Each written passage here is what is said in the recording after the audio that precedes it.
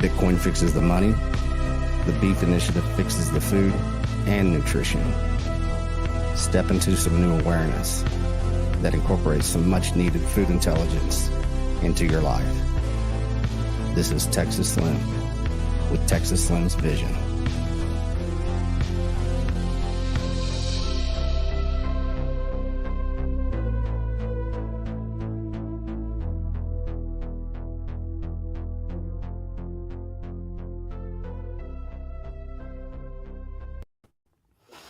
Good morning, guys. Texas Slim here, Texas Slim's Vision. I'm in Austin, Texas at TFTC Studios.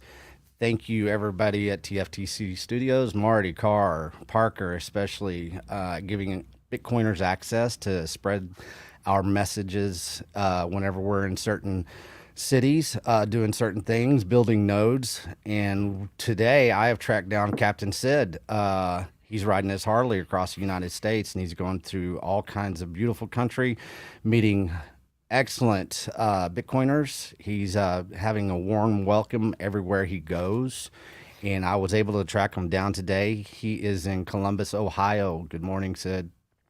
Good morning, Slim. Happy to be here. Good. Hey, we finally made this happen, right? Yeah, it takes time when I'm riding on a bike going to meetups, but well, you're kind of hard to today. track down. I mean, I'm pretty busy, but I try to pay attention to you ever since we kind of met. Michael with Oshi met you in Florida, down in Miami, and then that's where you and I started talking. And we made it back. I made it back to Texas, and then you left. Was it Tampa? Is that where you got your motorcycle? Yeah, I got the motorcycle in Tampa, took it to the conference. Then I spent a night in Tampa after the conference and then rode all the way to Dallas. I did Miami to Dallas in 5 days. Would not recommend that on a motorcycle. It's brutal, but I made it. There you it was go. like trial by fire to start the trip. Well, let's go in there for everybody that doesn't know Sid and what he's accomplishing and what he's doing. Let's get a good bio, kind of a profile. Who is Sid? What are you trying to accomplish? And where are we now? And then we can kind of go into an overall conversation. Yeah, so I guess I'm a class of 2016, 2017 Bitcoiner. Took about 2 years to go around the shitcoin horseshoe and come back to Bitcoin, but I've been really going down the rabbit hole earnestly since maybe mid 2019, really trying to understand how the system works and how it can affect society. So I left the US in 2019. I was born and raised outside Chicago, went to school on the East Coast, and then lived in Manhattan for 3 years. And the middle of late 2018, I kind of decided I don't want to live in the US anymore. I want to try living abroad. I had a remote job, so I picked up in the middle of 2019 and moved to Thailand and have been there ever since, up until a couple months ago.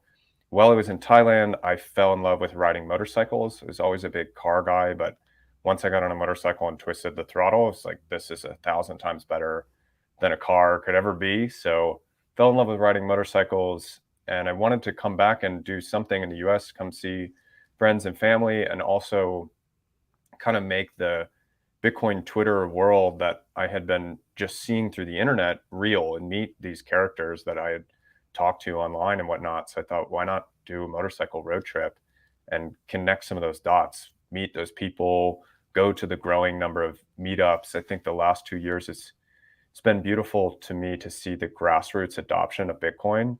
That's what most excited me when I first got into the whole space, is not the corporate partnerships and whatnot. It's the grassroots adoption of Bitcoin, how people discover this thing, learn about it, and adopt it on their own time. And meetups to me are the manifestation of that, of people all over the country, and often in these smaller in-between cities. Like I was in Athens, Ohio last night, and someone described the Midwest as flyover states because people from the coast just fly over. They never really stop in a place like Athens or Columbus and whatnot. And driving through here, I'm getting to get a feel for the people that live here and the culture that's here, and the grassroots Bitcoin adoption that's happening in these cities. Yeah, I think that's a good thing to kind of point out. I was up in the top of Texas yesterday. I drove 500 miles to get to Austin, and I do that pretty often. And I go through all the flyover states. I've done it all my life. That's where I was raised. But one thing, Mike Hobart, of course, on Twitter, he brought up a good point yesterday. He goes, "You're kind of bringing." We were talking about what you're doing, of course, riding your motorcycle across.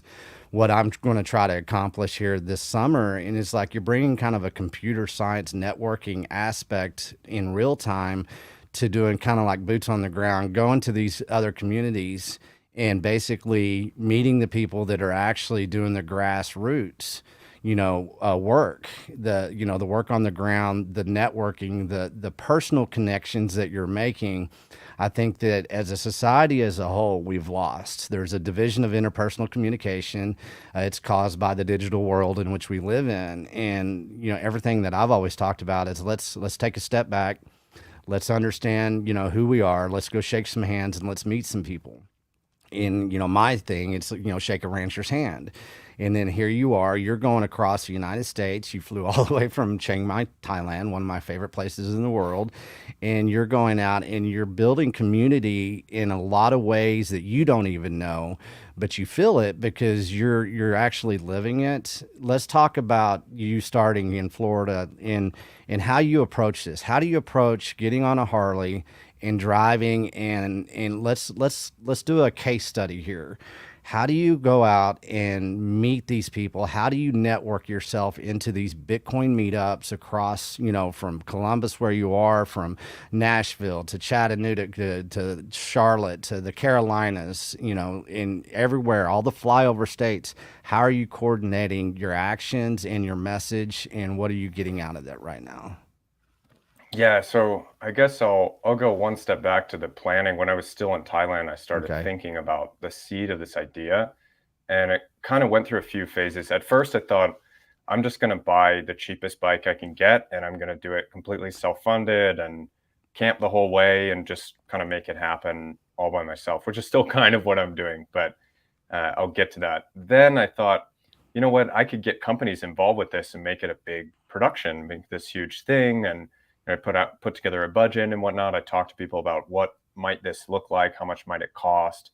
Then when I actually started pitching sponsors, I realized, oh, I don't know if I can ask for as much money as I'm asking for. So I went camping in Thailand one night and I came out of the woods that morning. I thought, you know what, if I'm going to do this, it was really like stressing me out at that point to try and raise all this money. How am I going to do this? And I'm like, you know what, I'm getting I'm the tail getting wagged by my own project, and I want this to be, a fun, grassroots, real, authentic thing. I don't want this to be something where I raise a ton of money and then I'm just working for somebody for the whole trip. So when I came out of the woods that morning, I thought I'm going to do this with sponsors because sponsors will help me access more people. They'll introduce me to people. They'll be able to push me and challenge me in new ways that I probably wouldn't if I was just on my own. But I'm going to work with companies that I respect and Right. with people I like. And if no one wants to work with me, then I'll do it myself. But it would be nice to have, some companies work with me or some people I respect in the Bitcoin space. So that's how I ended up kind of working with Swan and Unchained, Bitcoin Magazine, Upstream Data, just by reaching out to them and talking to them about the vision I had for connecting the dots and all these meetups and bringing more light to the growing meetup scene. Then as far as like getting introduced to meetup organizers, a lot of it was the month before, just hustling on Twitter and Telegram and finding out where all the meetups are, messaging everyone, introducing myself, introducing the concept, and saying like, I think I'm gonna be in your city, during this month, just a heads up. And then as I get closer, I'm pinging those people again, like, hey, I'm gonna be here these days. Can we put together something? And I was a little worried at first that I would have to link up my trip with their official dates, which I did that with Texas because the Bit Devs is not going to create a new Bit Devs just because I'm in town, or the Houston meetup that's huge and once a month they're not going to do a one-off thing. But the smaller meetups, they've been super open to doing one-off things, which has been incredible. I was not expecting that. I thought I would have to hit every meetup's official date, which makes the routing really difficult. So I've just been messaging them saying, hey, I'm coming into town. Can we put together something, even if it's just a casual meetup at a bar that you put on the meetup page and say, if there's 5 people there, I don't care. I went Sure. to a Chattanooga meetup and there were 3 people, and it was a great meetup. I had a really good time. One guy brought his son, and we talked to his 10-year-old son about Bitcoin. The guy knows more. That kid knows more than most adults about Bitcoin. So I don't care how many people show up. I'm just happy to stop in a city and talk to people about Bitcoin. That's a good point. I mean, as far as, the numbers game, I've learned within Twitter, within Bitcoin, it's not a numbers game here. This is about a value game here. This is a value for value exchange and understanding and education.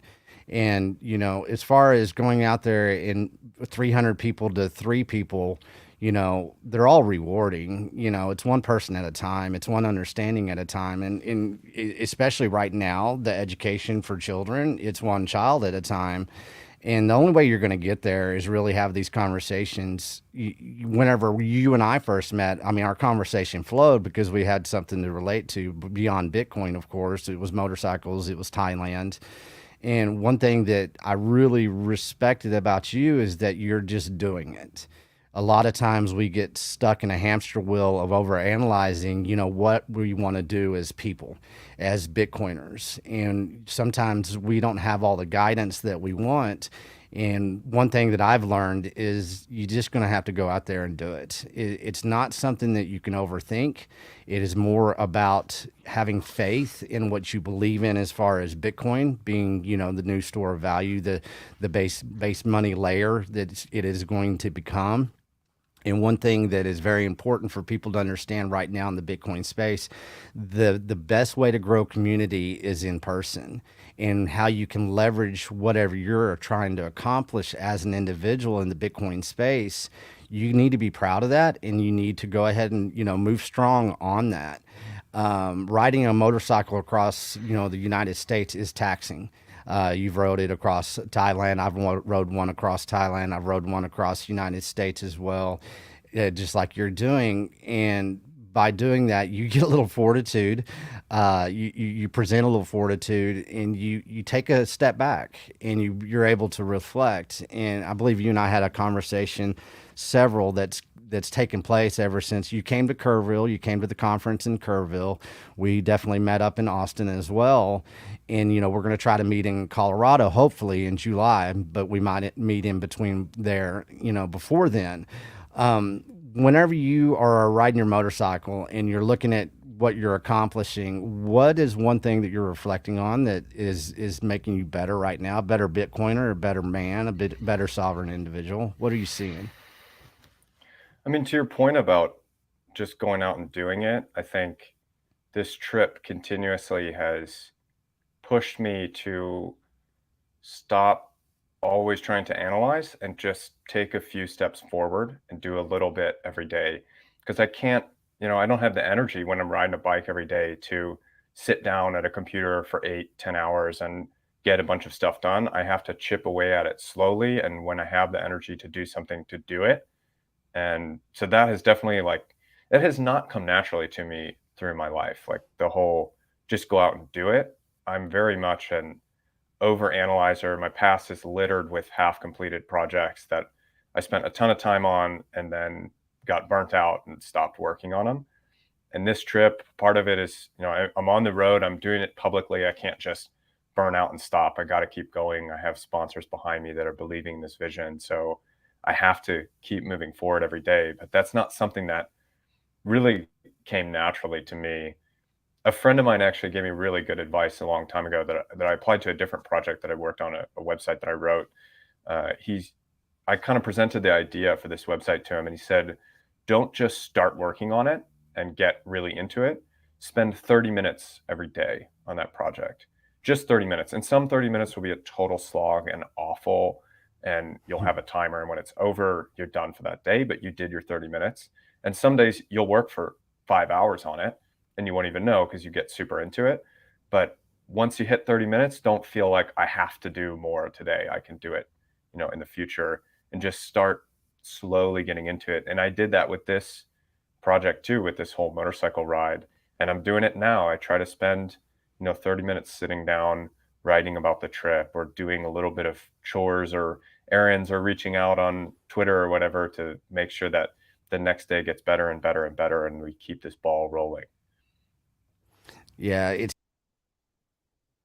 we talk about low time preference, and whenever you are forced to kind of take a step back and have some accountability to your mission or what you're trying to accomplish, it's a different pace. And as I move forward with the beef initiative, I can't be in front of a computer all the time. Sometimes my most effective days as far as communication is that 30-minute to an hour window to where that's all I'm going to accomplish. That's my destination of the day, and then I can go out there and do some other things that actually helps me project me forward. With what I'm accomplishing right now, a lot of things are coming at me at once, and I'm using you right now. I'm vicariously living through you at this point in time, and I'm thinking about what is Sid thinking about today. He's on this 4-hour trip. Like, you're going to be heading to Detroit, I think, next, and so you've got 4 to 5 hours that you're going to be riding. Whenever you have that moving forward in your life, in anything, you have that accountability, you have the destination. And if you can do that destination every day, therefore that's how you basically, one step at a time, the cliche after cliche that we can use here. But what I find out is that you get one step closer to actually who you are and what you're really wanting to accomplish. And then with that, once you have that empowerment of understanding, then that actually leads into a new layer that you get to step up on as you've accomplished these small steps. Yeah. Yeah, totally. It all builds on each other. So I'm thinking through that now, like what is this trip kind of building towards? People are asking me, what are you going to do after this trip? And it's kind of a funny question because I never thought about it. Like, Right. that's not how I'm thinking about this trip. And the magic of this trip to me is in the unexpected. I love that I don't know where this is going to lead. When I wake up, I don't really know. I have, an appointment or two or a meetup or something, but the rest of the day, I don't know what's going to happen. And that's the fun part of it for me, is the Yeah. unexpected things that pop up. So I don't know where this is going to go, but I know that I'm building relationships. I'm seeing this beautiful grassroots thing grow, and that's going to take me places no matter what. So I'm not too concerned about what I'm going to do, but I don't have a roadmap for, like, this trip is going to lead to this thing, and then I'm going to get that job and do this thing. Like, that's just not, Yeah. it's not how I want to do this trip. That's not what's, like, really enjoyable to me about life. No, I agree 100%. And as far as visualizing, let's visualize it out for everybody. Okay, let's talk about all the meetups you've gone through. Let's just pinpoint everything that you've done. Let's connect some dots and paint a picture, and then we can talk about your trips in between and what you've seen.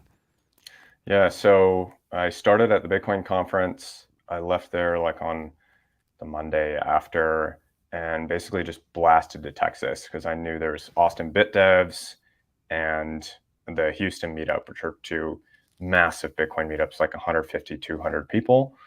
So I wanted to make sure that I hit those and kind of start with those because I knew there'd be a lot of Bitcoiners there and a lot of chatter and a lot of people to meet and to learn about the rest of the meetup scene around the country. So I went to Dallas, Austin, Houston first, and then also out to Kerrville while I was in Austin to go to Beef Initiative Conference, which was like very unexpected. I didn't plan that until during the Bitcoin conference, or like right after it. I bought my ticket because I didn't even know about it. Right. But when I heard, this is going to bring together cattle ranchers and Bitcoiners, I was like, sold. I'm going, because one of the most interesting things to me about Bitcoin is how people come from different angles to it. And people will, like a cattle rancher, I think, and we realized this at that conference, there's like 90% value agreement in how you want to live your life between a cattle rancher and a Bitcoiner, despite them coming from completely different backgrounds. Like, I've never roped a steer in my life. I lived in a big city and worked in tall glass and steel buildings, just as far as can be from where my food is produced and where the cattle are. So to be able to talk to a cattle rancher and vibe with them and understand, like, we understand each other on a deeper level is really interesting. And I love seeing that like different communities coming into Bitcoin that are already ready for it, really, and ready to understand it, but just for some reason or another have never looked at it or have brushed it off. So Kerrville was cool. Then after Kerrville, I went to Houston, went to the Houston meetup, back up to Dallas, and then I kind of went across Arkansas and Tennessee for a couple days, just camping and riding, no meetups during that point. And then went to Nashville, did some informal meetups. I was not able to go to the main Nashville meetup, unfortunately, but did some smaller informal meetups with people there. Then I kind of bounced around the South. There was like 6 days where I had meetup after meetup every day. So I went from Nashville, Huntsville, Alabama, amazing city. I had like no expectations about what it would be like, but that is a sleeper in terms of Bitcoin. And there's a lot of very bright, very technical people there. It's a great city. And Justin, who organizes that meetup, is incredible, has big plans for how he wants to grow Huntsville. So that was good. Chattanooga was really good, very small meetup, but that's how they start. So very interesting place, beautiful small city. Then where did I go? Up to Asheville, North Carolina, which is gorgeous, like nestled in mountains. Then to Charlotte, had a meetup in Charlotte. That was like quite a production. That's another interesting meetup. The organizers there, the Parrish family, have done a lot to bring people in and to educate people about Bitcoin, which I really respect. They're trying to help people understand why Bitcoin and why Bitcoin only, and to welcome in new people and kind of make it this fun production that everyone wants to come to. And then Raleigh, which is very tight-knit, close group of hardcore Bitcoiners. And then from Raleigh went up to Columbus, where I had a dinner last night here with like 12 people. And in between those two, I spent about 4 days in between Raleigh and Columbus, and kind of went to just some small towns, some small American towns in the flyover states, really. Went to Mount Airy, North Carolina, where the Andy Griffith show is based, where Andy Griffith, the actor, grew up. That was a fascinating day. Ended up going on a motorcycle trip with a guy that I met at the barbershop. Just had an incredible morning there. Went to Mount Beckley, West Virginia, learned a lot about the coal industry there and how coal was created, how it's mined. So glad I'm not a coal miner. That is a brutal, brutal job. But it powers everything you see around us. And I learned a lot about how coal built a lot of the things that we have today, for better or for worse, and whether we should not use it in the future or use it. It did build a lot of the civilization that we have today. So it's really cool to kind of see how that was done and honor that profession. And now I'm here in Columbus, going to go across the Midwest for about a month, 6 weeks. I'll be all up and down through Michigan, Indiana, Ohio, Illinois, Minnesota, Kansas, and then end up in Colorado. And that'll be kind of the end of the second leg of the trip. And then I'll go from Denver down through the Southwest and end up in LA, and then have probably a big party in LA with Swan, and then go north to San Francisco, where my parents are living now, and drop off the bike and figure out what's next after the trip. Right. That's a lot to unpack. I was in my mind, I was putting all these little dots together. And one thing that I wanted to go back to for sure was Kerrville. Going into Kerrville, we didn't know exactly what we were going to accomplish. I knew what I wanted to accomplish. I wanted the realization and the clarity of that moment where people start saying, wow, a Bitcoiner thinks like a rancher thinks like a Bitcoiner. We need to orange pill ranchers and we need to ranch pill Bitcoiners, because they have this, this yearning it's there. It comes from, our past heritage. It comes from past traditions. We're trying to project it forward in a decentralized way that has a new store of value for, our legacies.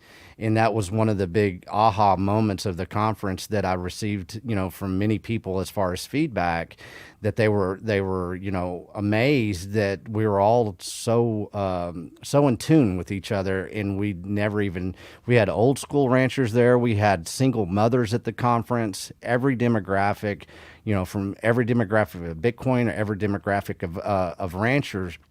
And so that was a good moment, and it's good to hear you say that because, definitely you're very intentional right now. So that type of feedback that we do get, I want everybody else to understand. This is why we're having these conferences.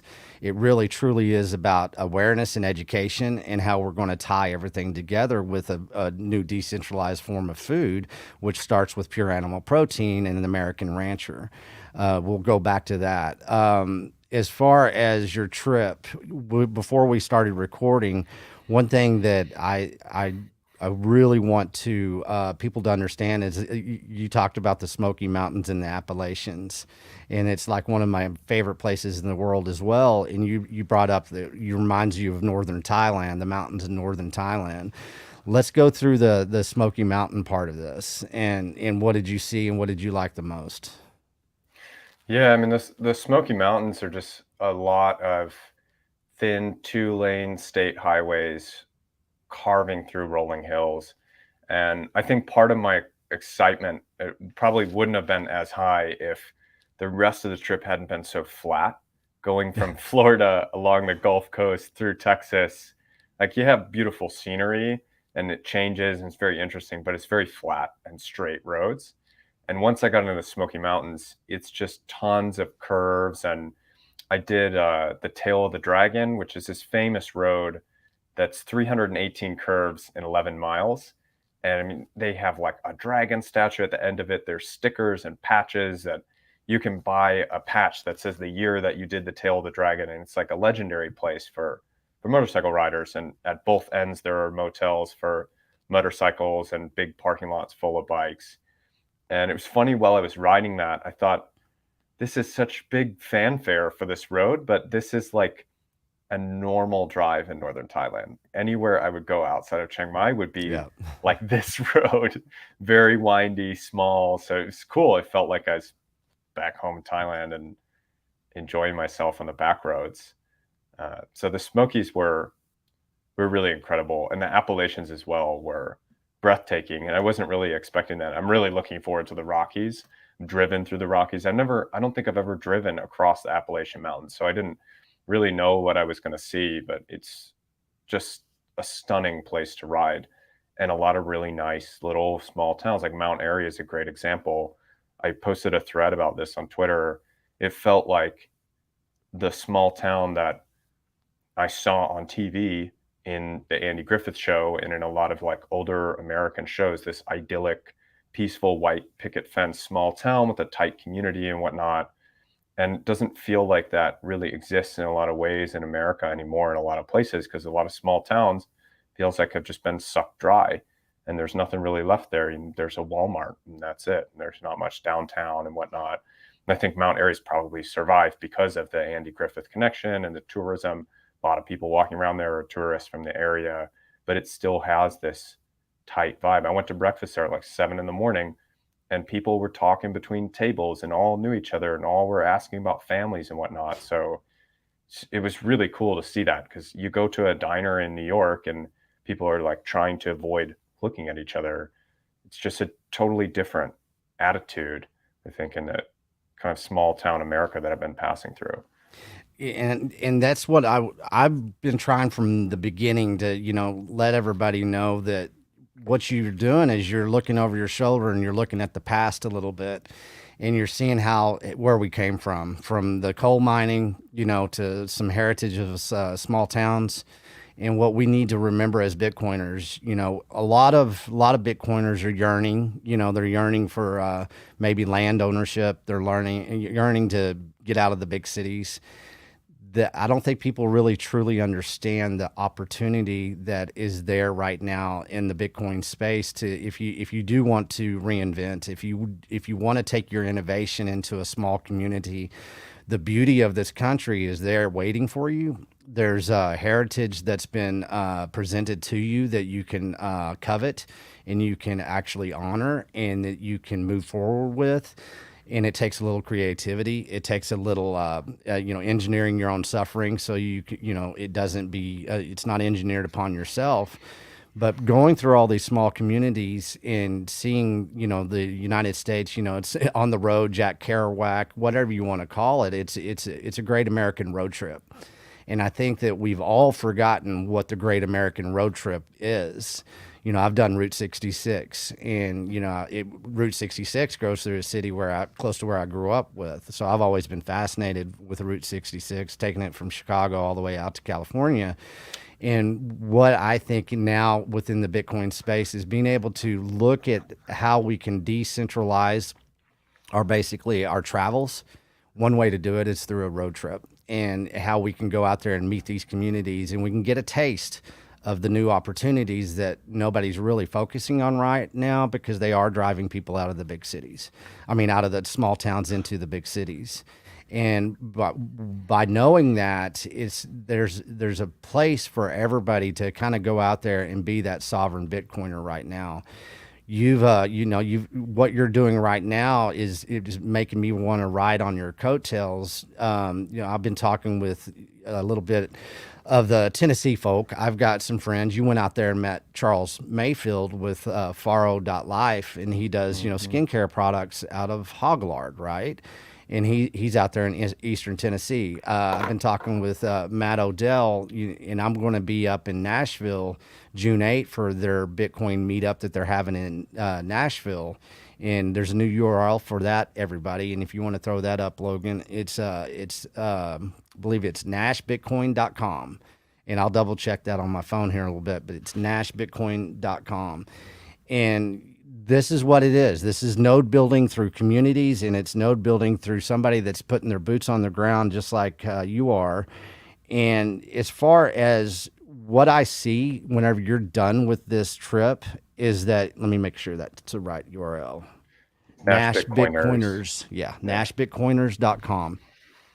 What I see is that you're going to be able to reflect on this trip, and you're going to be able to educate with it. That's what everything that I'm doing right now that I accomplish that propels me forward with me as a sovereign individual is that I want to educate. And so what I'm going to do is we're going to release a webinar series, and it's going to be Bitcoin education for the North American rancher. And we're going to be announcing that this next week. And so I'm going to go up to Nashville, and I'm going to start following in your footsteps. And I want to meet everybody that you have met, if possible. That way we create a cycle of people coming through, learning from a Bitcoiner that's gone out and done something, building the message even stronger, taking what your education that you're going to give to me and fulfilling a little bit, more with what I'm trying to accomplish within the Beef Initiative, bringing ranchers and Bitcoiners together. As I said, Bitcoiners, orange pilling ranchers, ranch pilling Bitcoiners. This is the best way to do it. It's boots on the ground. It's every community that we can hit. It's every individual that's in the Bitcoin space that we can get. It's the children that we can educate. It's the mothers. It's the fathers. And we do this. And as far as whenever this is done, I can't wait to see what you come up with as far as how you're going to tell this story. Have you had any thoughts about, book? I don't know. What are you thinking? Yeah, I mean, as far as thoughts, I've had a lot of them. I mean, I'm doing a lot of interviews throughout this process, just with meetup organizers, people at meetups, with you, Slim. We did an interview, just interesting Bitcoiners. When I have time to sit down and have like a long form interview, I'll record something. And I'm sending all of that content to Swan Bitcoin. And the Swan Studios team is going to create something out of that, probably some sort of documentary or docu-series about the trip, kind of stitching together those interviews and just videos I'm taking as I'm on the ride, about the different small towns I'm going to and things that I'm seeing and Bitcoin culture and whatnot. So that will probably be coming out this summer and into the fall. As far as like a book or articles, I mean, I'm probably going to be writing some articles. I have an article idea that I've had for a few weeks now and just haven't really had the time to sit down and write it properly. But I want to write a little bit. And after the trip, we'll see it. I think I'll want to do something, whether that's a book or podcasts, or I'm not really sure, but I want to create something. I want to amplify what this experience was, partially just to help myself to kind of download it all and make sense of everything that I've seen and done on this trip, and help people see what this trip was all about and highlight that grassroots community, because that to me is what is so beautiful about Bitcoin is people understanding it and picking up on it and using it for something that they deem valuable in their own lives. When I first got into Bitcoin, one of the things that annoyed me about the whole crypto space is it felt very artificial. People are trading these things to try and make dollars. And I struggled to find who are the people who are really finding real use cases, real value in this thing other than trading it. And that really, I think a lot of people talk about, oh, what is the use case? But that really bothered me. Like I almost left the whole space and left Bitcoin because I was like, I can't figure out what it is. And I had a couple aha moments that really lit me up to that, like remittances and understanding, how this can, when I moved to Thailand, understanding how this can break down barriers between countries and realizing a lot of the, like banking laws and rules are very arbitrary and obtuse and not transparent. And I didn't understand how they work. No one will give me an answer. You just get transactions shut down because you're not in the right jurisdiction or whatever. They won't give you an answer why. So I had a couple of those experiences.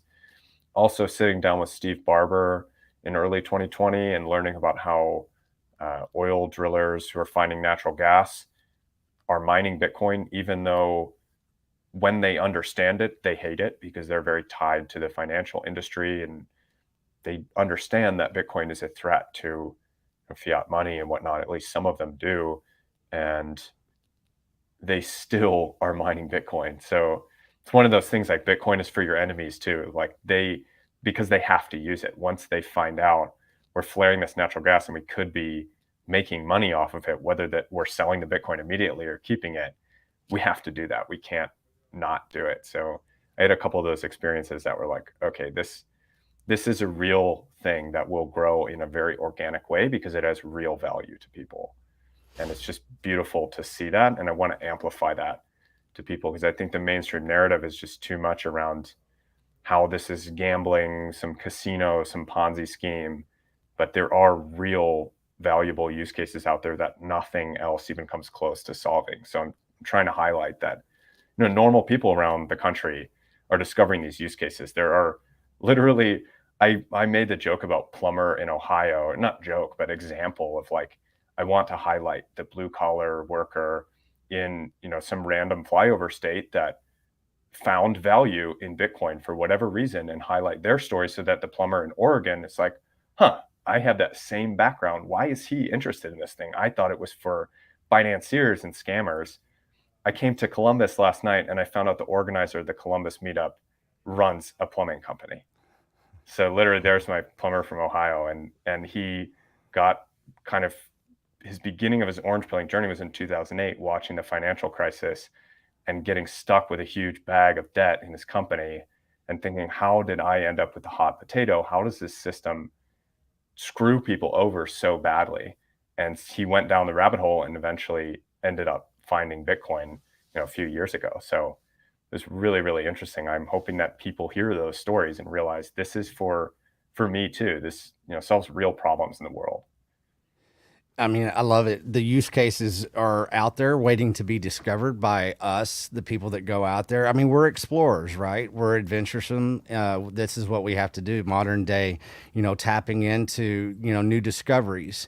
I'm having a lot of discussions right now, wrapped around mining, natural gas blow off, everything that, is that you've seen and that you just brought up. It's out there. People are doing this already. And the amount of awareness that is coming to the Bitcoin space and the amount of innovation that is happening that I don't think a lot of people understand how far it's actually already evolving. And with that, it is our responsibility to go out there and tell these stories. I'm a storyteller the year of 2022. That's what I want to be. I want to be a storyteller. I want to be a storyteller to the rancher. I want to be a storyteller to the landowner that has the natural gas blow off. I want to tell a story of the lady that has 384 acres and she has a big barn that she's wondering if she needs to run a couple of S9s in her barn because there's no reason she wouldn't. Why not? Let's just try it out. There's every use case that we need to uncover because that's part of innovation. It's always out of the darkness comes the light as far as awareness, understanding, and progression forward.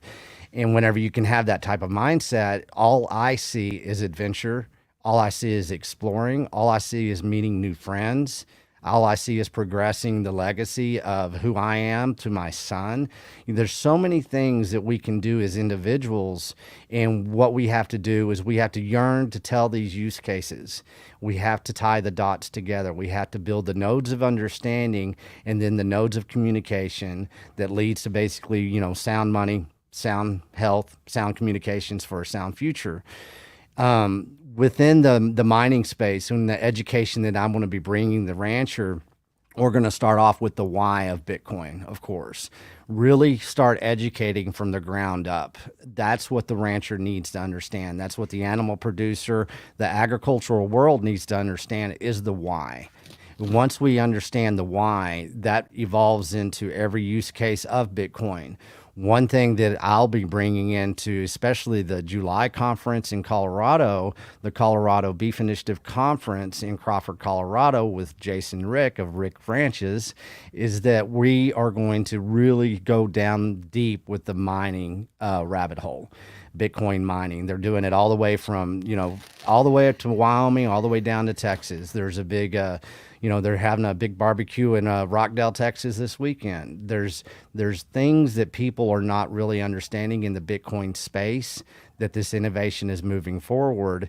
And I see so much that I have to become more of a media person right now. And as you're doing today, you and I are doing this. We're giving people feedback. We're creating input into their lives, and so they can start making decisions. By you and I talking the several times that we have in Kerrville, Austin, on the phone, down at the park, Stacy Park at Travis Heights, whenever we did that recording, one thing that you gave me the idea, and it just started happening. It was out of the blue. Nobody's told me how to do this, but I have a lot of experience with road tripping. I'm going to ride on your coattails. And I'm going to learn from you, and I'm going to try to do more. I'm going to go from Texas to Tennessee, and I want to go all the way from Tennessee to where anybody will have me and take me from a rancher to a Bitcoiner. I'm going to go out there and bridge these gaps of communication, of understanding, of innovation that's going on.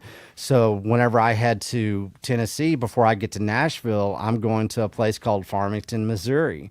And we've got a couple of Bitcoiners and a couple of people that have tied into me for about 3 months, and they're changing their community. They're bringing Bitcoin to every, they're orange pilling. They're working with Michael with Oshi. They're now delivering fresh raw milk. They're looking at building a processing plant and getting it up and running, something that had been mothballed. They're getting decentralized beef supplied to their community as well. It's about 60,000 people in this county. So I'm going to go there. They're having a 3-day conference. It's not a Bitcoin conference. It's more of a whole food, decentralized food, local community conference. Well, we're going to bring in Bitcoin. We're going to bring in Oshi. We're going to bring in a lot of things this community doesn't even understand. Once I do that, we're going to video log it. We're going to report back to the community. And then I'm going off to Nashville. Then I'm going to follow your coattails in Nashville. And I'm going to go down to Chattanooga. I'm going to go all the way out to Eastern Tennessee. I've got already an invitation from a couple of Bitcoiners. They have 60 acres of land on the border of Tennessee and Georgia. And it's right next to a Hiwassee River, which is basically in the Cherokee Nation. So they've invited me to come out to their land. I'm going to bring that to everybody, saying this is some Bitcoiners that bought 60 acres of land. They had to go out there and they had to look for the land. But now they are landowners, and they're going to mine on the land. They're going to basically, do regenerative farming and ranching. There's these stories out there that everybody needs to hear, and it's not going to be done through a Google search. It's not going to be done through Bitcoin Twitter. For the most part, we're going to bring it on to Bitcoin Twitter, but it's actually how can we broadcast everything that we're finding to the Bitcoin world right now and into the people that don't understand Bitcoin. And so I'm going to build on what you're building, and then hopefully somebody will come behind me and build on it. And from June 4th all the way to Colorado, I want to be on the road in meeting Bitcoiners and ranchers and building that gap and make it like the great American road trip that you're going out there, you're doing recon for me. So I really do appreciate that. Yeah, yeah, I got some stuff to share with you on that road. As you were saying that, I remembered part of the my experiment with that muffler cooking was Yes, getting a piece of beef at a meat market that I just saw on the side of the road in Tennessee. So I'll send you the name of that market because I definitely. tried to pay in Bitcoin and I explained it a little bit. I talked about the beef initiative a little bit, and they were kind of like, "Well, if the payment terminal can take it, then we can take it." But I didn't have the time to sit there, and they were clearly kind of like, "All right, we don't really understand this," but I got an email and I sent them some resources. So if you rocked up there and bought some beef, I'm sure they Oh, would be like, "Whoa, the second person that came to this small town is talking about Bitcoin. Maybe we should listen." oh, I'm definitely going, and we'll come back to the muffler in your new way of cooking good pure animal protein on your manifold or muffler. But one thing you bring up is that you didn't have probably enough information to share them on how to kind of get into the Bitcoin space, the education of it, and that's what we have to Hmm. do. We have to do this as Bitcoiners. So I've been working for about 6 months now to bring this formal education to the American ranchers. So once I have that, everybody's going to have a link that they can send anybody they want to basically, hey, this is where you start. This is directly focused on you and your legacy and everything you need to know. Go at your own pace. This is not, it's not, you don't have to pay for it. You don't have to pay $850 for it. You don't have to pay anything. This is free from the Bitcoin community. It's value for value exchange. And that is how we're going to approach this as far as the education series. This education series is just going to start with basically orange pilling Bitcoiners. But guess what? We're going to bring in education of the parts of the cow. The rancher is now going to start educating the Bitcoin how to utilize the cow, how to do regenerative agriculture. It's going to be a dual on, head to head, symbiotic form of education that we bridge that gap with. So everybody I talk to is, well, I don't have enough information to give to these ranchers to let them know how to start accepting Bitcoin. So this is what we're going to start off with, and you and I will, of course, for the rest of the year, be working on this. So, saying that, let's go back. We were in Kerrville, and you said, "Hey, somebody told me about cooking meat on my manifold." So, how did that evolve? Yeah, so it started with meeting you and talking to you in Austin, and you were talking about regenerative agriculture and how processed all of our food is. And I always had this instinct. I mean, it started with my mom telling me, you know, avoid chips and stuff. It's highly processed. But I kind of had bucketed like chips and candies and Pop Tarts. Those are highly processed, but like breads and stuff, that's not highly processed.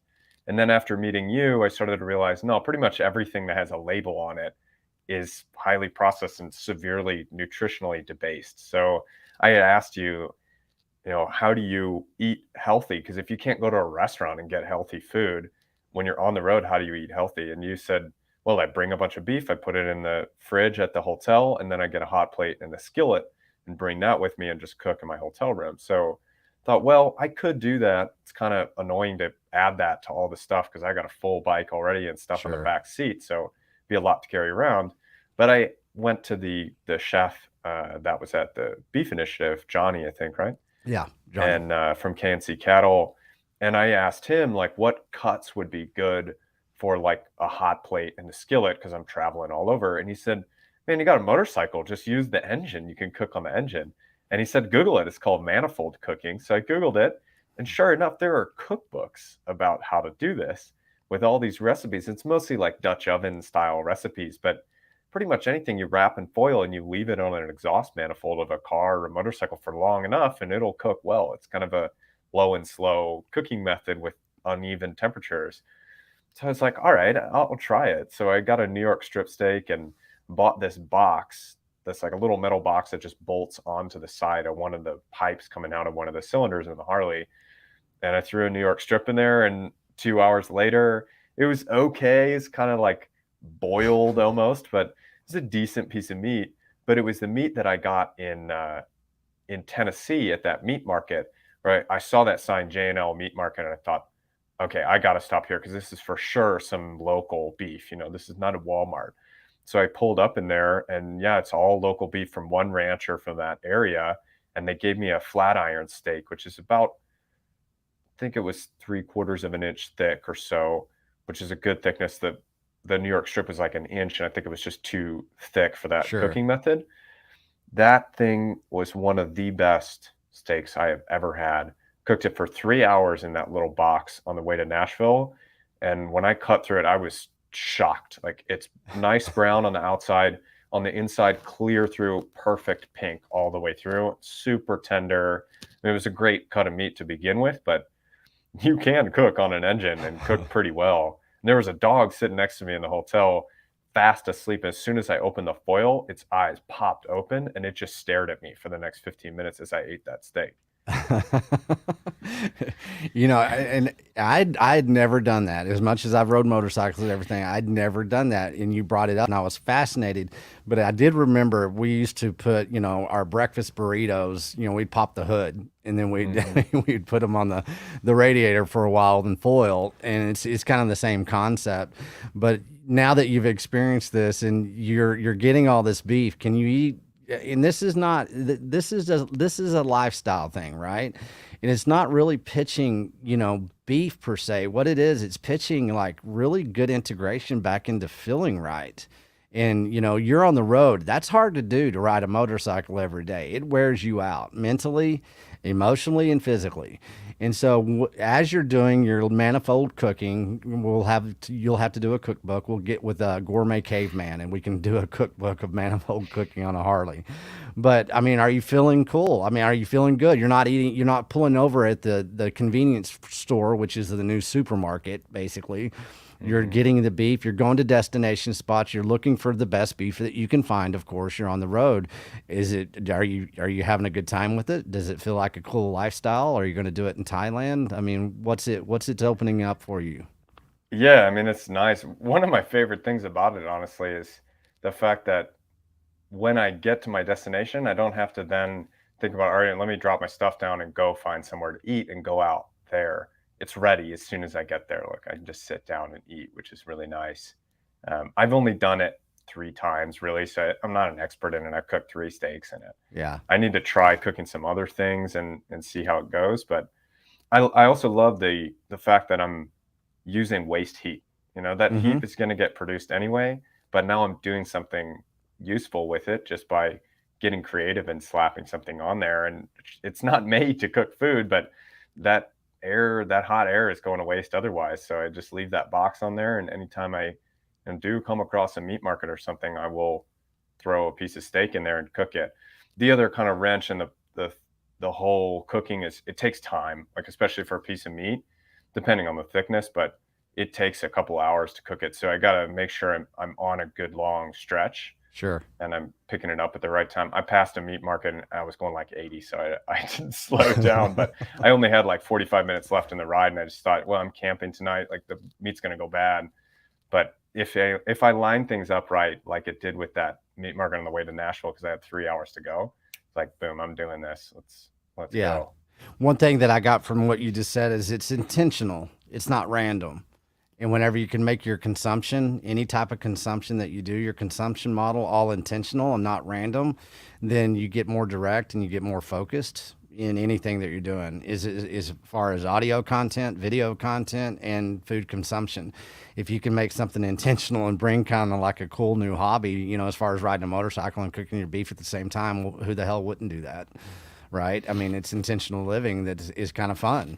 And it makes the day, even better because you can hit these spots. And on a motorcycle, like where you're going to pull over. You can look at your map and say, hey, this is 3 hours away.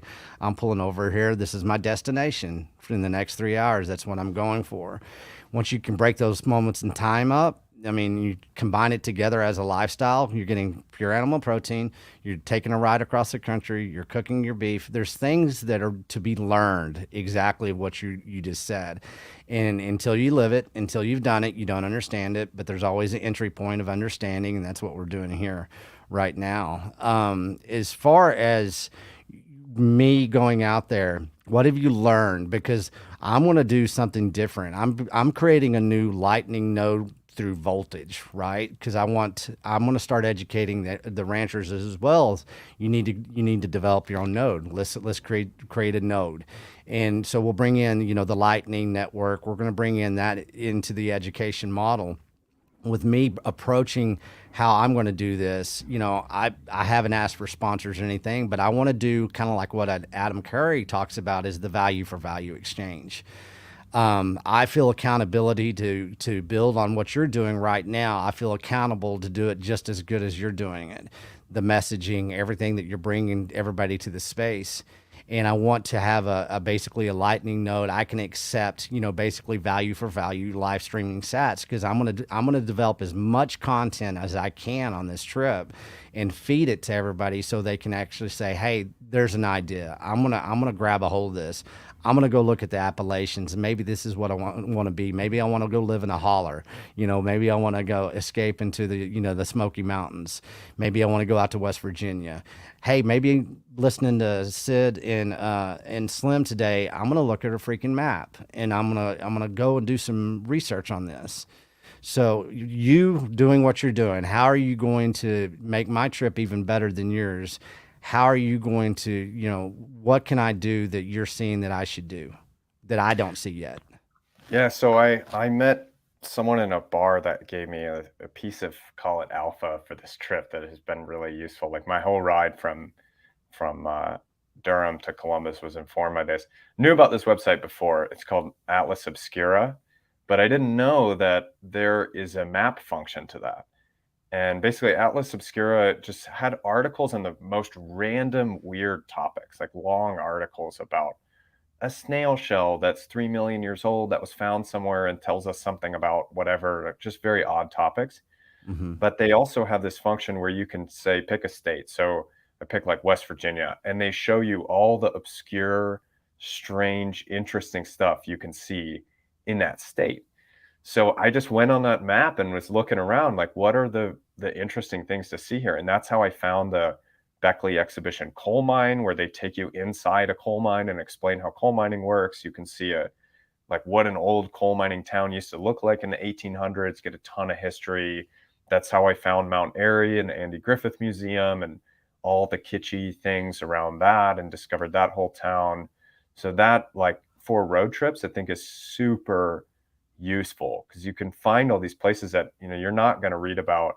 You might find it on the tourism website, some of these things, like Mount Airy is all about Mayberry and Andy Griffith show, but I didn't even know that it was there, that it was somewhere that I should have stopped before I went and pulled up that map of North Carolina.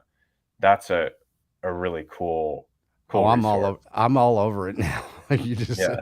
you just put a light on in my head because I'm not going on the I'm going to travel as less as I can on the interstates, right? Always do. Yep.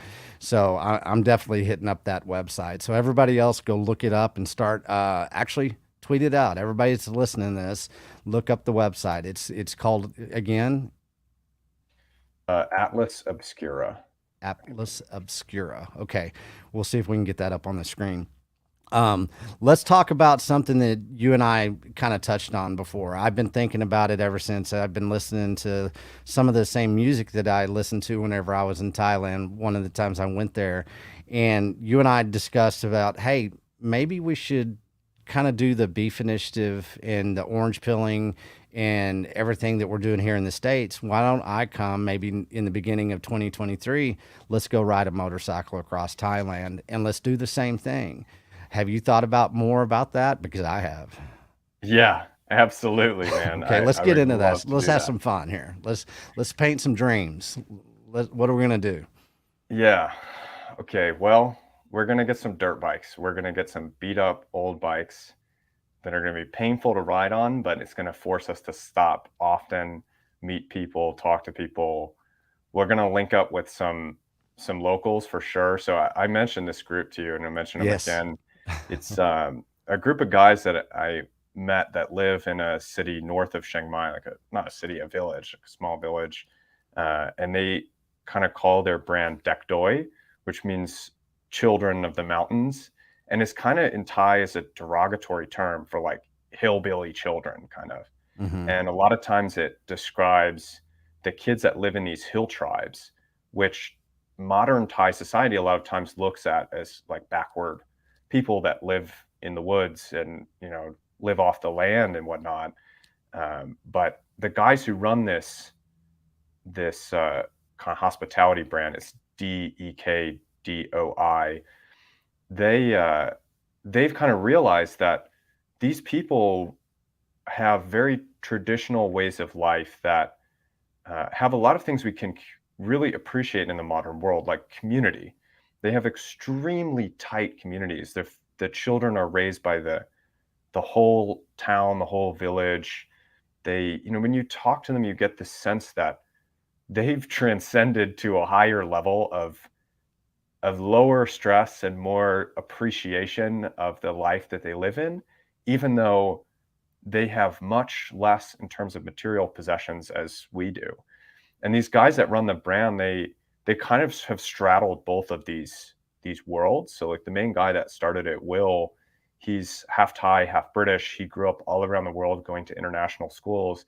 And then he came back to live with his mom in this village. And he always talks about integrating, and you were mentioning this earlier, integrating what was valuable about the past. Like these hill tribes are living the same way they've lived for literally thousands of years, taking some of those lessons and integrating them into the modern world, and not going back to living like we did 1,000 years ago, but learning what can we take from that and integrate today. And to your, you know, I've heard this in several podcasts, you say this new international lifestyle. That's kind of what they're out to create. A lot of people that stay in their Airbnbs are people like me that came from a Western country, work remotely, work with the internet, make all their money off these technologies that, you know, have only really been around in this form for 5-10 years, but kind of are grading at the way that the modern world treats people, treats communities, and are looking for a different lifestyle. So I think we definitely have to link up with them.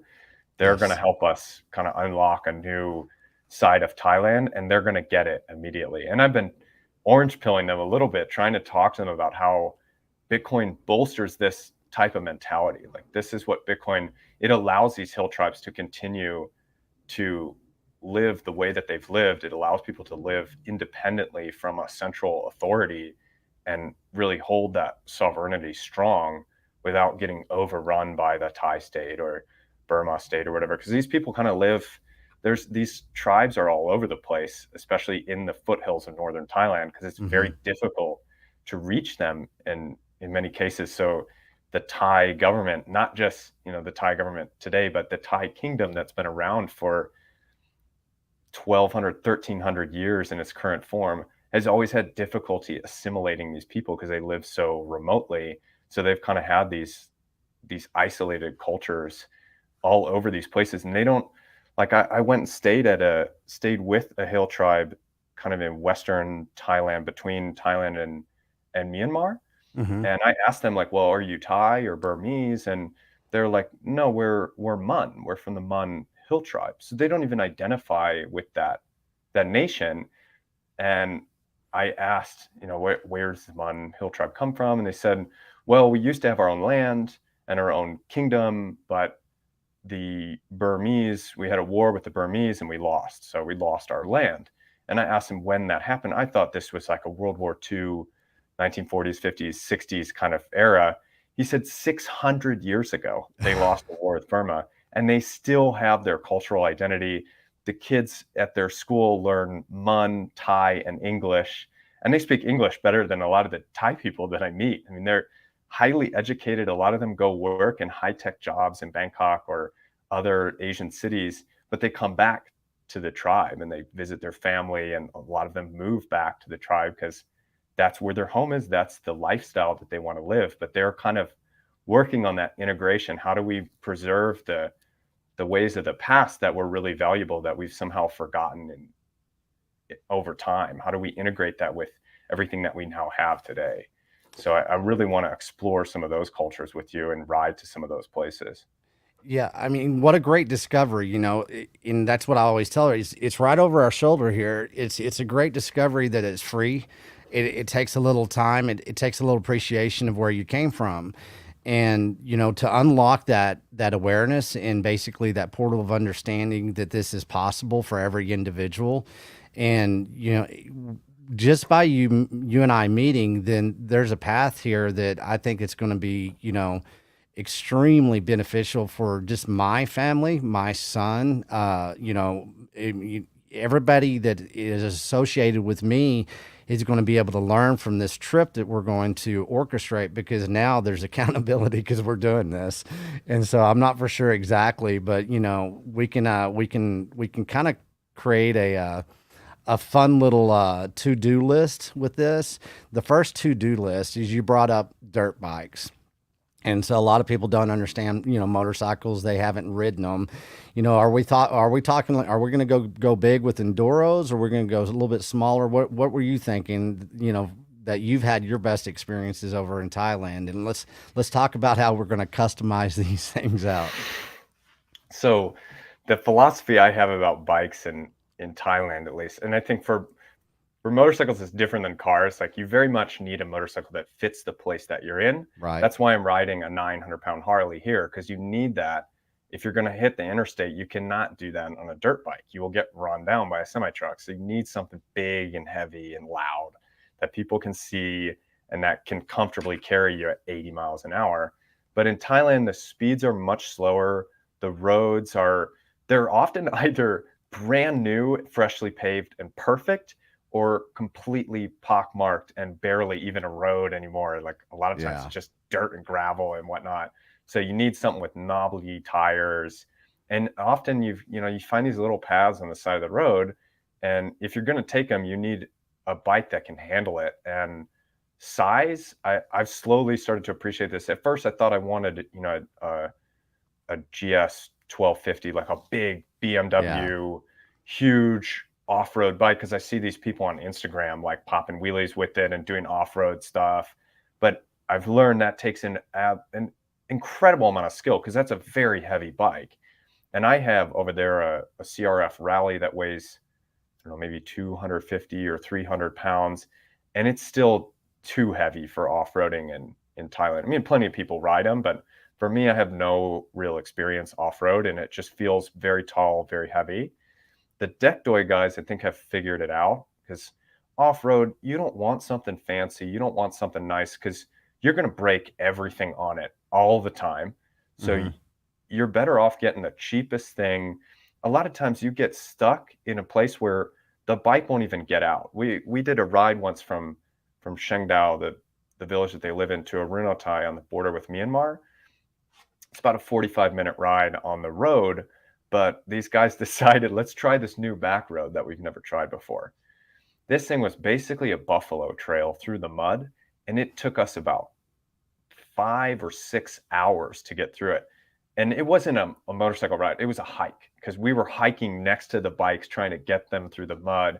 If I had done that with my bike, I would have just left it there and torched it. There's no way it would have made it. And my bike is built, for off-roading. It's a dirt bike.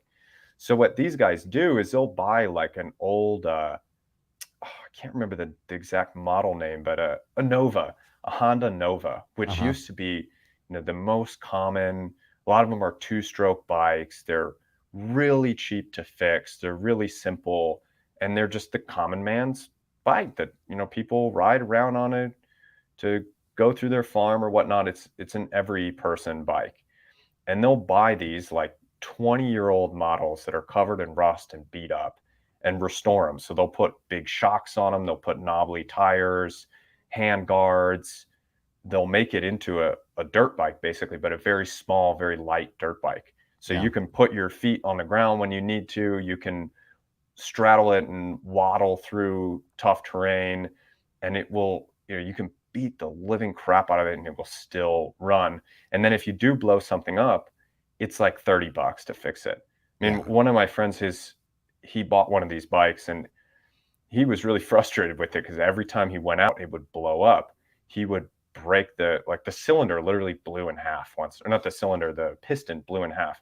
Took it to the mechanic. The repair was 1,000 baht. It's $30 to replace the piston of the engine. Wow. Which, like, on my Harley, I don't even want to imagine how expensive that would be. But you're going to break down, you're going to drop it, you're going to mess things up, but it's easy and cheap, and any mechanic can fix a Nova in the middle of nowhere. So that's really the bike that you want. Of course, it's not comfortable. You're not going to be riding in the saddle for 3 hours and get off and feel fresh. You're going to want to take a break every half hour or hour. But the great thing about Thailand is it is sparsely populated, like in northern Thailand, but there are people everywhere in little pockets. So Mm-hmm. anywhere you break down, you're not that far from someone who can help you out. Anywhere you stop, every 30 minutes, you're going to come across a little group of homes that are going to be selling something, sell some food or a drink, and you can stop and chat and eat. So it's really easy to take it slow and kind of enjoy yourself. So that's the kind of bike we got to get. We got to get real old, beat up bikes, because it's just the perfect beast for that terrain. You can go anywhere with it. Yeah, and you're so right, because I went from all the way to southern Thailand, from Trang all the way up to Chiang Mai, and you're right, it's these little jaunts, and sometimes I was renting everywhere I went, from village to village. You can rent, motorcycles most of the places, especially if it's tourism. You can go ahead and get a bike, you can get your little 100 cc's, or you can go all the way up and get your Harley. So I never got a Harley in Thailand; they just don't mix to me. So you're right, but this is going to be fun, because what will happen? Fly into Bangkok, and then we'll go up to Chiang Mai. Then we'll have a motorcycle building session, plan the trip and everything, and do it all there. And how much fun is that going to be able to do that? And really kind of, I want to do a full on, travel log on this one. We're going to blow it up in Thailand, and this will be fun. We're going to produce this one, and we're going to make something out of it. And we're going to have a lot to reflect back on, because, you're going to accomplish what you're accomplishing this year in 2022. I'm going to accomplish what I'm going to accomplish in 2022. And so I look forward to this trip, because it's going to happen. And we can get anybody, if they want to kind of be a part of this, suggestions. Let's start creating a dialogue. Let's start creating a conversation around this. And as we create this conversation of Sid and I going to Thailand, he's already going to be back home. I might not come back. No, I'll come back. I have to run the Beef Initiative. But anyways, it's going to be a nice break. But contribute here. We what we do is we're providing people, give us input. That way we give output, and we create this vibration of communication. Let's bring in the Bitcoin. Let's bring in decentralization. Let's bring in these communities that we're building. Let's everybody know. Let's have fun. Let's bring some pop culture into the Bitcoin space, to where everybody's kind of yearning to get off their asses, to get up and to go do something, especially this summer. In this summer, I really want to see you in Colorado in July, and I know you're going to do everything that you can. With that, you and I are going to start networking. You're going to look over your shoulder and you say, "Hey, Slim, go ahead and basically contact these guys." For everybody in the Bitcoin community, from Charlotte to Chattanooga, to Nashville, of course, got that. Anybody. I met Justin yesterday driving in from Texas, Justin from Alabama. People are already starting to reach out to me because of you. And here we go. We're building these nodes. This is node building time in the United States of America, so we can go do some node building in Thailand and any other place that we choose to do. And it's an intentional thing that we're going to do. So in July 22nd through 23rd to 24th, the Beef Initiative, the Colorado Beef Initiative Conference, is a 3-day conference. We have a speaker lineup that's really starting to take place. We have a Econo Alchemist. He's going to be there. We have Katie the Russian. We have Jessica Hodler. We have AK-47 Amy. We have the Meat Mafia guys. We have Clemenza and Salazzo. We also have Arceras he's coming down from Wyoming. We have everybody coming across the United States that are going to meet in July. You're going to go ride your motorcycle some more, your Harley, across the nation. And what I'm going to do is I'm going to follow up on your coattails. I'm going to leave Texas. I'm going to head to Missouri. I'm going to go to Tennessee. And then after that, I want to go from basically Alabama all the way up to Michigan, anywhere that anybody will have me and that will help support a value for value node building trip so we can actually save the American rancher. I want you to participate. I want you to participate in what Siddh is doing right now. It's something that's very important. It's something that you can get some ideas and you can learn off of. So saying that, Siddh, we're going to have to run here in a minute, but what else would you like to bring to the Bitcoin community and people that are not in the Bitcoin community that that you're seeing, that you feel very thankful for, and that you want to kind of reflect on? Yeah, I mean, I think the biggest thing is just go to your local meetup, and if there's no local meetup, just start one. Yes. And I think a lot of meetups that I've been to that were very small, they're kind of like, "Oh, I'm sorry, like we're only a few people, we're just getting started."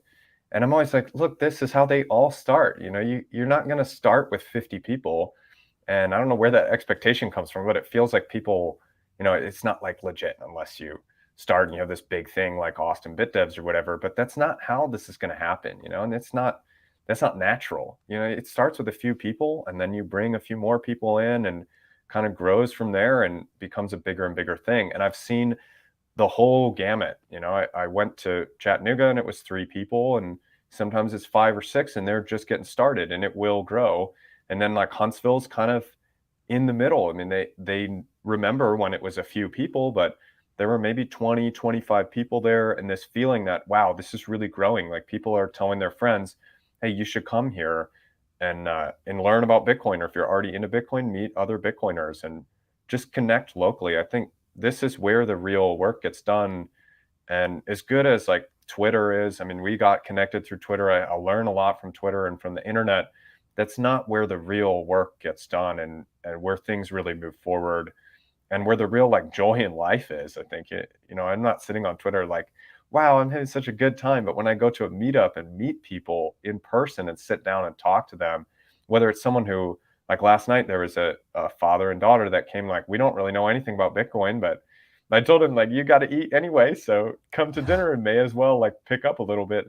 And they were mostly just listening, but hopefully they learned a lot and just picked up from the chatter. So I think like start a meetup, bring people in, just show people that this isn't some internet Ponzi scheme thing like they hear on NBC. This is a real movement of people, and try to educate people on that. I think 2017 was kind of a disservice to the space because it sort of let everyone know about Bitcoin, but then it loaded people with these false ideas. And I think every bull market does that, especially a lot of people come in at the top when it's really hyped and then they get burned and they're like, yeah, it's a Ponzi scheme. I got burned by it. And they kind of brush it off. And it's a shame because there's so many other routes and ways into Bitcoin. And I think this is, and you're kind of attacking this problem directly. It's part of the problem with Bitcoin content today is we always start with Bitcoin. It's always it's a show about Bitcoin. It's an article with Bitcoin in the title. And that's fine. And I've learned a ton from those articles. But a lot of times, if I try to send that to a friend, they just ignore it because they're like, he's just going off about, his Ponzi scheme thing again. And you starting with the cattle rancher, and really the idea, I think, is start with what is that person interested in? I think one of the best ways to start with is like, where has centralization harmed this person?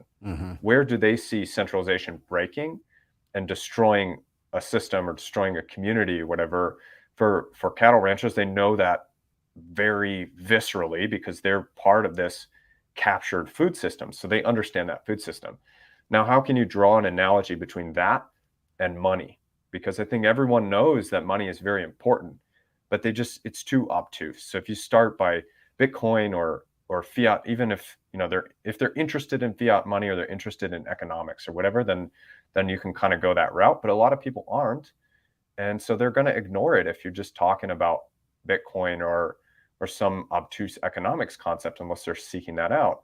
So you got to start on their terms. Where are they coming from, and educate them from that route, and then they're going to come into Bitcoin a lot more friendly.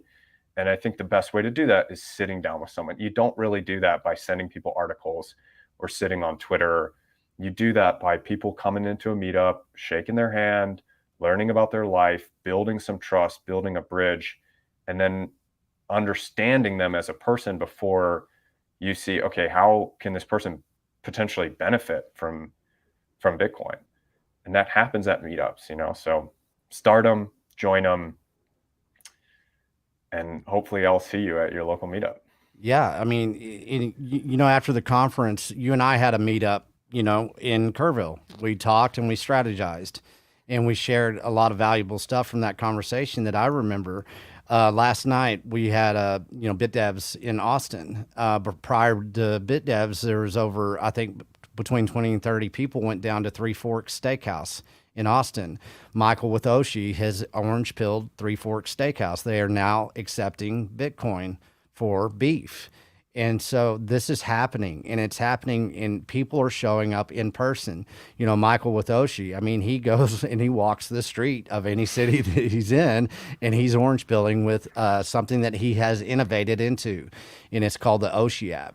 Well, he, contacted me early on, him and JP. JP is a good friend of mine, and they contacted me with the Beef Initiative. Well, guess what? We're innovating basically Beef Initiative and the Oshi app together, and it's going to be a solution that we've been working on for several months now. And it happened because we reached out to each other and we had these small meetups. This is where the true innovation happens. It's these small little conversations with 2 or 3 people that expands out, and then people want to come along. So take the responsibility. Find what is the most important thing into your life and how you can adopt it into Bitcoin and Bitcoin into it, and start innovating in that direction. That's what I did with beef, and I'm going to do it. And for the rest of my life, this is what I'm going to do, is I'm going to innovate Bitcoin into beef and beef into Bitcoin. Right now we are decentralized market access to pure animal protein, and we're selling beef every day. It's pumping out, and everybody across the nation, especially Bitcoiners, are starting to use this decentralized market access to food. And that comes from innovation of us just meeting up. So I appreciate you so much, Sid. This is something I've been looking forward to. We haven't really even covered half of it. I'm going to give you another month, and then whenever I'm on the road, today's like late May, whatever today is. I don't even know what day of the week it is anymore. But what we're going to do is you're going to keep on riding. You're going to keep on rambling. And then we're going to come back in a month, and we're going to do this, and we're going to see where we are, and we're going to see where you are, what you've learned, what you've accomplished. And that way I'll be deep into my road trip as well. It'll be getting 1 month out of Colorado, and we'll see how many new people we've met, new experiences, and see what kind of feedback that we can start generating for the Bitcoin community to really start orange pilling a nation. And that's what we're going to start doing in 2022. So 2023 can be a powerful year for us. So, Sid, in closing, anything else you'd like to say today? I guess if you want to follow the tour, I'm CaptainSiddh SIDDH on Twitter, so that you can find everything about the tour there. Swan's going to be putting out episodes about it, starting over the summer and going into the fall. So yeah, that's how you can follow the tour. Like I said earlier, I'll hammer it again. I'll keep hammering it. Start a meetup, go to your local meetup, do this thing in person, because that's where the real work gets done. That's where the real growth happens. It's, as useful as the internet is, shaking people's hands, looking them in the eyes, understanding where they come from, that is beyond Bitcoin. That's just like 101 living a good life. So go out and do it. Go out and do that work. On following Sid's order, what I'm going to do is I'm going to hit the road the 1st of June, and I'm going to do exactly as he's advised. I'm going to take some accountability. Don't know how I'm going to fund it. I'm not a rich man. What I am is somebody that's in the Bitcoin space that is basically on a mission, and I'm doing it with everybody that's in the Bitcoin space. Everybody has been so fantastic of working with KNC Cattle, Cole, Everybody's been working with Justin at Tier Bloom up in the Panhandle. Everybody's been working with Jason Rick of Rick Ranches. We've got tons more of producers that are coming into the Beef Initiative platform. If you know a producer, get on beefinitiative.com, go to the producer section, put your producer into the Beef Initiative platform. This is helping them. What they're doing, every rancher, animal producer that I've been speaking with personally has told me that they're basically full for the year. Their sales have increased. They're meeting new people. People are coming out and shaking their hands. This is working, and we need to take advantage of what we've got going as far as this vibration. Sid, easy rider, ramble on, be safe, become more, and so we can actually leverage this into Thailand sometime in January, February 2023. I'll be talking to you soon. Thanks, cool. Slim. Always right, a man. pleasure to hang out. You too, man. Take care. Cool. Here at the Beef Initiative, we encourage all you ranchers out there to tell us who and where you are so we can let everybody know. They're looking for you. This time I'm shouting out K&C Cattle out of Austin, Texas. KNCCattle.com. Cole, he's a fourth generational Texas rancher. He knows what he's doing.